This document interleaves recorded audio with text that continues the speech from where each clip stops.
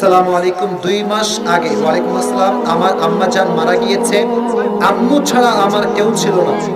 আমার আম্মু আমার বেস্ট ফ্রেন্ড ছিল। আমি এখন দুনিয়াতে একা অনেক কষ্টে রয়েছি, নিজেকে শান্তি রাখতে পারি না। তো হুজুর, আখিরাতে আমার আম্মুর সাথে আমি থাকতে চাই। এর জন্য আমাকে কি করতে হবে, যা করলে আমি আখিরাতে আমার আম্মুর সাথে থাকতে পারি?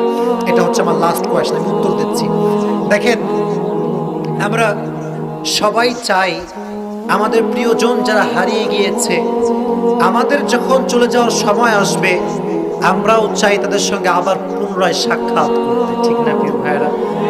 যার বাবা মারা গিয়েছে সে জানে আব্বা হারাবার কি কষ্ট, যার মা মারা গিয়েছে সে বোঝে মা হারাবার কত যন্ত্রণা, কত ব্যথা। এজন্য যদি আব্বা আম্মার সঙ্গে মৃত্যুর পরে সাক্ষাৎ করতে চাও, 1 নাম্বার, আব্বা আম্মা যারা চলে